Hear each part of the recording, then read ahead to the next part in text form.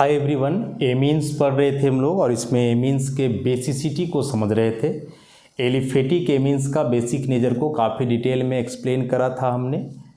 आज aromatic amines के basic nature को समझना है कि एरोमेटिक एमीन्स ज़्यादा बेसिक होंगे एलिफेटिक से या कम होंगे।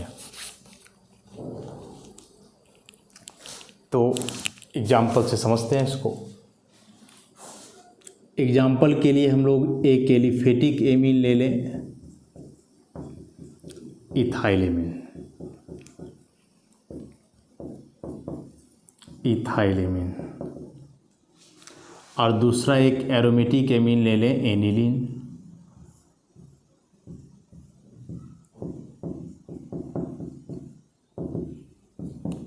एनिलीन अच्छा,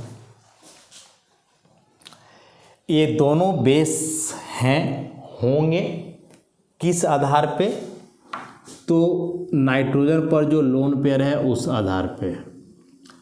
इस लोन पेयर को या डायरेक्टली डोनेट करके लेविस बेस का काम करे, लोन पेयर की मदद से H+ को एक्सेप्ट करके ब्रॉन्स्टेड बेस का काम करे, या फिर एक्वस मीडियम में जा कर के OH- रिलीज करके आर्हेनियस बेस का काम करे। तो बेसिक नेचर जो इनका है वह टोटली पूरी तरह से नाइट्रोजन का लोन पेयर के चलते हैं। अब यह नाइट्रोजन का लोन पेयर जितना आसानी से उपलब्ध होगा उतना स्ट्रॉन्ग बेस होगा, बेसिक नेचर उतना ही अच्छे से शो कर पाएगा यह कंपाउंड। अब हम लोग जानते हैं कि बेंजीन जो है एक कॉन्जुगेटेड सिस्टम है, इसमें alternate pi bond, sigma bond ऐसे करके है, सिंगल डबल बॉन्ड, और साथ में साथ NH2 ग्रुप जो यहाँ जुड़ा हुआ है, इस NH2 ग्रुप का है +R इफेक्ट। मतलब रेजोनेंस के थ्रू यह नाइट्रोजन अपने इलेक्ट्रॉन पेयर को बेंजीन की तरफ डोनेट कर सकता है। यदि ऐसा हुआ तो रेजोनेंस आएगा इसमें, और रेजोनेंस आएगा तो क्या आप स्ट्रक्चर बना पाओगे? तो ऑब्वियसली जो स्ट्रक्चर बनने वाला है कुछ ऐसा बनेगा, ऐसा 2 इलेक्ट्रॉन माइनस, यहाँ आ जाएगा डबल बॉन्ड NH2। अब नाइट्रोजन का लोन पेयर गायब, और लोन पेयर गायब होने के साथ ही साथ नाइट्रोजन पे आ गया पॉजिटिव चार्ज। लोन पेयर तो गायब हुआ ही, और उस लोन पेयर का गायब होने के साथ नाइट्रोजन पे कैसा चार्ज आ गया है? पॉजिटिव चार्ज आ गया है। तो एरोमेटिक एमीन में रेजोनेंस के वजह से नाइट्रोजन का लोन पेयर तो इसके पास रह ही नहीं पा रहा है, वो तो बेंजीन की तरफ चला जा रहा है। और ऐसा करने से नाइट्रोजन के पास जब नहीं रहा इलेक्ट्रॉन पेयर, पॉजिटिव आया, तो इसका इलेक्ट्रॉन डोनेटिंग एबिलिटी हो गया ख़त्म, बिल्कुल ख़त्म, कम नहीं हुआ, ख़त्म हो गया, क्योंकि लोन पेयर गायब ही हो गया वहाँ से ना पूरी तरह से। बदले में इलेक्ट्रॉन एक्सेप्टिंग एबिलिटी आ गया, बदले में इलेक्ट्रॉन एक्सेप्टिंग एबिलिटी आ गया। तो उस हिसाब से तो अभी बेस के बराबर ना के काम करेगा, बेस के जैसा ना के बराबर काम करेगा। यहाँ वह सिचुएशन नहीं आएगा, इस नाइट्रोजन का लोन पेयर कहीं रेजोनेंस में नहीं जाएगा, क्योंकि रेजोनेंस तब होता है जब कॉन्जुगेटेड सिस्टम हो, अल्टरनेट सिंगल डबल हो तब। इसमें तो एलिफेटिक चेन है ना, एलिफेटिक चेन में रेजोनेंस कहाँ होगा? ऐसे सैचुरेटेड एलिफेटिक चेन हो तो इसका लोन पेयर अथावत बने रहेगा, और साथ ही साथ कि यह जो पूरा अल्काइल ग्रुप है इसका +I इफेक्ट है, उस नाते यह सिग्मा इलेक्ट्रॉन को देगा भी।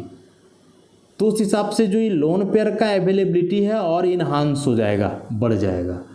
यहाँ लोन पेयर गायब हो जा रहा है क्योंकि लोन पेयर बेंजीन की तरफ जा रहा है due to +R effect of NH2 group, और यहाँ NH2 का लोन पेयर और बढ़ रहा है due to +I effect of this alkyl group. मतलब यहाँ जो लोन पेयर है वह आसानी से उपलब्ध है किसी को डोनेट करने के लिए, और यहाँ लोन पेयर है ही नहीं।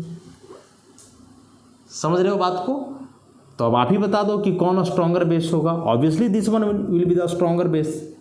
स्ट्रॉन्गर बेस मजबूत बेस होगा या ये कमज़ोर होगा? Weaker base. तो सिंपल सा बात हम लोग बोलेंगे कि in aromatic amines the lone pair of nitrogen is in conjugation with the pi electrons of aromatic system, so it undergoes resonance and due to this the nitrogen acquires positive charge, that is there is no availability of lone pair on nitrogen atom, so it has no electron donating ability and obviously it will be the weaker base. On the other hand, in case of alkyl amine the lone pair of nitrogen is available as it is and also the availability of lone pair is enhanced by the plus I effect of alkyl group, and this alkyl group further increases the basicity or basic nature of aliphatic amine. Comparison यदि इन 3 compounds में हम लोग करें, ammonia में nitrogen पे lone pair, ethyl amine में nitrogen पर lone pair, phenyl amine या एनिलीन में नाइट्रोजन पर लोन पेयर। फाइनली हम लोग इसको कन्फर्म करते हैं केबी और पीकेबी से। शुरू में ही बताए थे KB dissociation constant of base, basic strength KB value का डायरेक्टली प्रोपोर्शनल होता है। तो NH3 के लिए जो केबी वैल्यू है वह होता है 1.8 इंटू 10 का पावर -5। इथाइल एमीन को ऑब्वियसली इससे ज़्यादा होगा 5.1 इंटू 10 टू द पावर -5। और ई जो बचा इसका तो बहुत कम है 4.2 इंटू 10 का पावर -10। ऐसा तो इसका मतलब बेसिक नेचर की यदि हम लोग बात करें तो इथाइल एमीन का केबी वैल्यू सबसे ज़्यादा है, तो ये तो सबसे ज़्यादा स्ट्रॉन्ग बेस। इससे कम है अमोनिया का तो अमोनिया, और सबसे कम है एरोमेटिक एमीन। इसका मतलब जो एरोमेटिक एमीन है वह अमोनिया से भी वीकर बेस है, अमोनिया से भी एक कमज़ोर बेस होता है कोई भी एरोमेटिक एमीन। इससे रिलेटेड NCERT बुक में जो है एक क्वेश्चन दिया हुआ है, और क्वेश्चन क्या दिया हुआ है, पीकेबी वैल्यू के बारे में पूछा है कि एनिलीन का पीकेबी वैल्यू ज़्यादा है मिथाइल एमीन से, क्यों, एक्सप्लेन करो इसको, ऐसा पूछा है कि pKb of aniline is more than that of methyl amine, explain।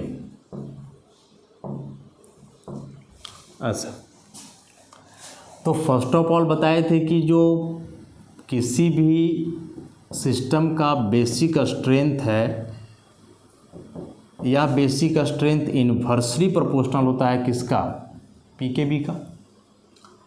तो यदि बोल रहा है कि एनिलीन के लिए पीकेबी वैल्यू ज़्यादा है, इसका मतलब एनिलीन कमज़ोर बेस है। तो इसको ऐसे भी लिख सकता है कि aniline is weaker base than methyl amine. Simple सी बात है। दूसरा यही पूछना चाह रहा है, मिथाइल एमीन एक्सप्लेन।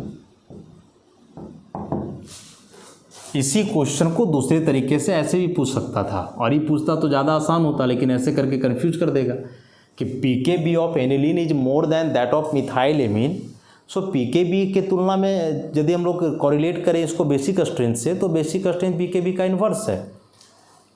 तो यदि यहाँ बोल करके रखा है कि एनिलीन का पीकेबी वैल्यू ज़्यादा है, इसका सिंपली मतलब है कि इसका बेसिक स्ट्रेंथ कम होगा। तो दूसरा तरीका ऐसे था कि aniline is weaker base than methyl amine explain. तो अभी तो इसका एक्सप्लेनेशन मिला है कि भाई मिथाइल एमीन है ऐसा, और एनिलीन का कहानी तो देख ही लिए थे अभी हम लोग पूरा ऐसा। इसका लोन पेयर वैसे ही रहेगा, कहीं कॉन्जुगेशन में नहीं जाएगा, रेजोनेंस में नहीं जाएगा, और साथ ही साथ मिथाइल ग्रुप का प्लस आई इफेक्ट के चलते ई बढ़ेगा। जबकि यहाँ इसका रेजोनेंस के चलते इलेक्ट्रॉन चला जा रहा है बेंजीन की तरफ, लोन पेयर का अवेलेबिलिटी ही खत्म हो जाएगा। और जब लोन पेयर ही नहीं बचेगा तो ये बेस किस हाल में होगा, क्योंकि इसका पूरा बेसिक नेचर तो ये लोन पेयर के चलते ही था। तो यहाँ से साफ साफ पता चल गया कि एनिलीन कमज़ोर बेस होगा इससे, और बेस कमज़ोर है तो पीकेबी वैल्यू इसका क्या होगा, ज़्यादा होगा। इस पीकेबी को काफ़ी डिटेल में एक्सप्लेन करा था हमने पिछले लेक्चर्स में, तो वहाँ से एक बार देखोगे यदि भूल गए होगे तो इसको हम लोग ऐसे लिखेंगे, लैंग्वेज बना करके यदि लिखेंगे तो, कि the lone pair of nitrogen in aniline is in conjugation with aromatic system, so it undergoes resonance with the pi electron of benzene ring. Due to this, the lone pair is no more longer available for donation. That is, the availability of lone pair on nitrogen is fully diminished. Therefore, its basic strength is reduced or decreased. On the other hand, in methylamine, the lone pair of nitrogen is available for donation and its availability is further increased by the plus I effect of this methyl group. So this one will be the stronger base than this, or the aniline is weaker base than methylamine. Since it is weaker base than methylamine, that's why it has higher value of pKb than methylamine. चूँकि यह कमज़ोर base है इसलिए इसका pKb का value क्या होगा, ज़्यादा होगा। अब यदि कंपैरिजन केवल एरोमेटिक एमीन्स का ही रहे,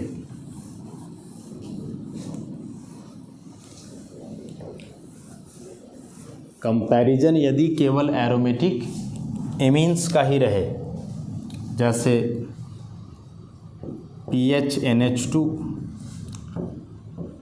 PH2NH और PH3N, ऐसा मतलब यहाँ एक बेंजीन रिंग, इसमें NH2, इसमें 2 बेंजीन रिंग, बीच में NH,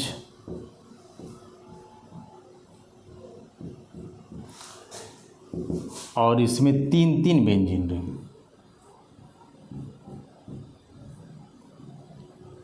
3 benzene ring.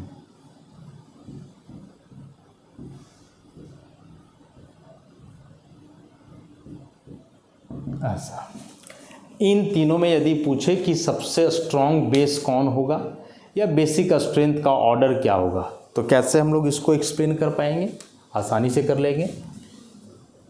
Lone pair तो बेंजीन के तरफ डिलोकलाइजेशन में था ही। अब यहाँ 2 बेंजीन रिंग है तो इलेक्ट्रॉन इसको इधर भी देना पड़ेगा, इलेक्ट्रॉन इसको इधर भी देना पड़ेगा, और इसमें तो तीनों साइड बेंजीन है तो रेजोनेंस इसका हर तरफ होगा। तो जरा अब आप ही अंदाज़ा लगा लो। लोन पेयर तो एक ही है और वही एक लोन पेयर इसको एक बेंजीन की तरफ देना पड़ रहा था, और वही लोन पेयर के लिए यहाँ 2 बेंजीन तैयार है और वहाँ 3 है, तो यह लोन पेयर तो सबसे ज़्यादा बर्बाद हो जाएगा ना, क्योंकि कभी इधर से मन मारना चाहेगा तो इधर देना पड़ेगा, इधर से मन मारना चाहेगा तो इधर देना पड़ेगा। मतलब 3 बेंजीन रिंग है तो इसका लोन पेयर यहाँ बोलो अवेलेबल होगा ही नहीं, या बोल दो कि एकदम बेस का काम नहीं करेगा। एनिलीन तो फिर भी वीकर बेस था, इसको बोलो कि बेस का काम करेगा ही नहीं करेगा, क्योंकि इसका लोन पेयर एकदम नहीं रह पाएगा। अगल बगल 3 फिनाइल ग्रुप है जो इसके लोन पेयर को इतना स्ट्रांगली विड्रॉ करेंगे कि उल्टा हो सकता है एसिड का काम करने लगे कि अब हमको कहीं से 2 इलेक्ट्रॉन पेयर, मेरा इलेक्ट्रॉन पेयर कोई और ले रहा है, अब इलेक्ट्रॉन पेयर लेने के चक्कर में रहेगा, लेविस एसिड का काम करने लगेगा, बेस का नहीं। उससे थोड़ा राहत यहाँ है, एक बेंजीन रिंग कम है, अगल बगल 2 बेंजीन है तो 2 ही तरफ देना होगा, और सबसे ज़्यादा राहत है यहाँ। तो उस हिसाब से सबसे स्ट्रॉन्ग बेस हो जाएगा एनिलीन, इससे कमज़ोर ई वाला होगा डाइफिनाइल एमीन, और सबसे कमज़ोर हो जाएगा वीकेस्ट ट्राइफिनाइल एमीन। समझ गए? तो बेसिक नेचर इस ऑर्डर को फॉलो करेगा। उसके बाद यदि कंपैरिजन हो इन 2 एमीन्स में, एराइल और एराल्काइल में, या इन 3 में रहे मान लो, ठीक, एक हो CH3CH2NH2, फिर हो बेंजीन CH2NH2, और फिर हो डायरेक्ट एनिलीन।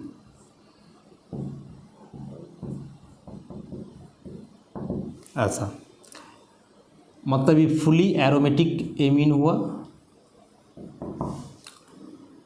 ये एराल्काइल हुआ,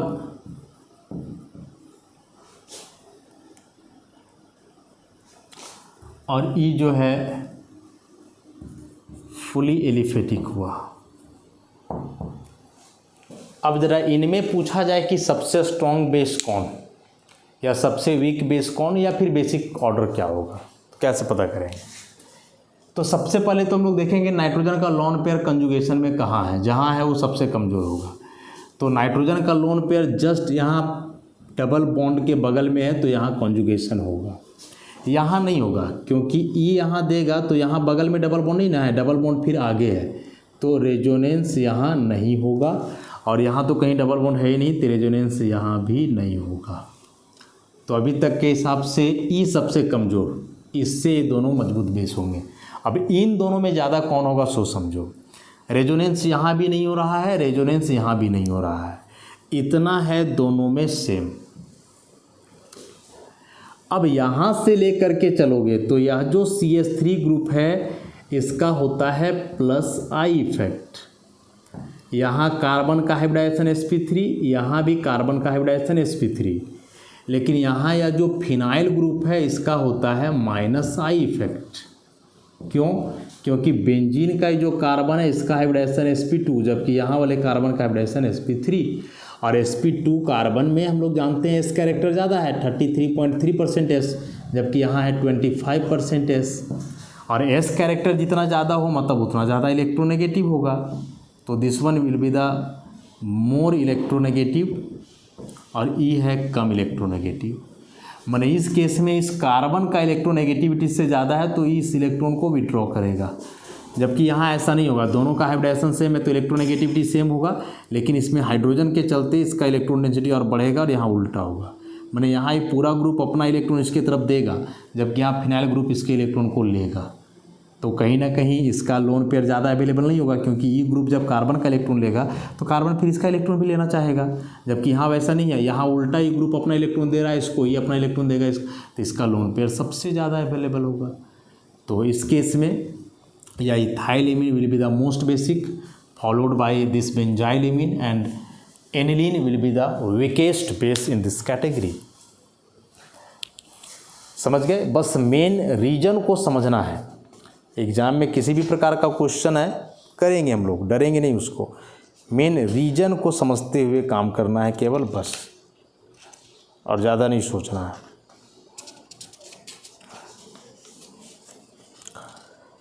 उसके बाद यदि कुछ इस प्रकार के एमीन्स हों, एरोमेटिक एमीन्स जिसमें नाइट्रोजन में अलग अलग सब्स्टिट्यूएंट्स लगे हुए हों,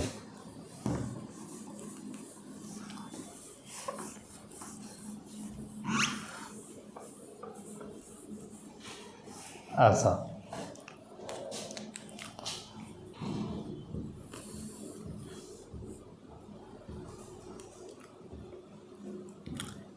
एक तो डायरेक्ट एनिलीन ही हो,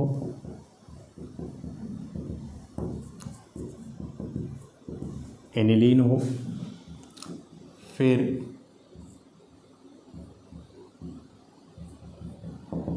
एक हाइड्रोजन को हटा करके कोई अल्काइल लेके आ जाओ, और एक केस में बचा हुआ हाइड्रोजन को भी हटा दो,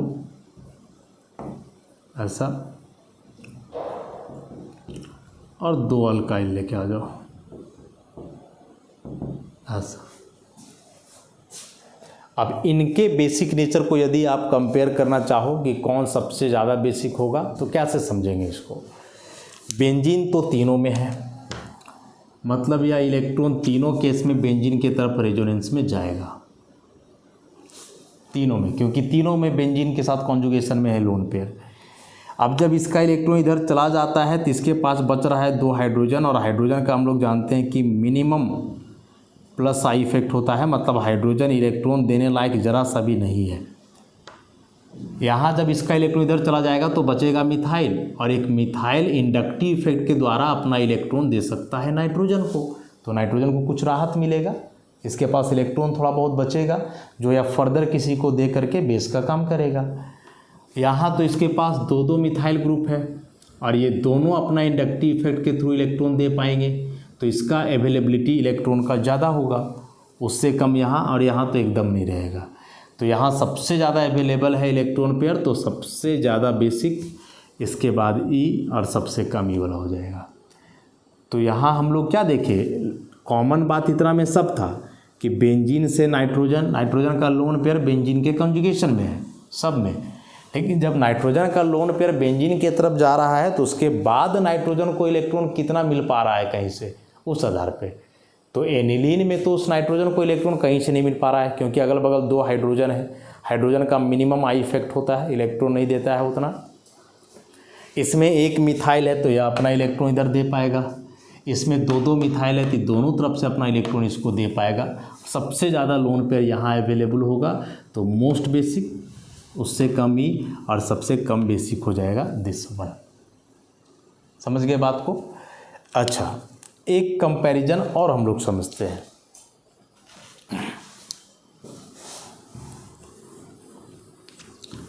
एक कंपैरिजन और देखो कि यदि इन दोनों में पूछ दे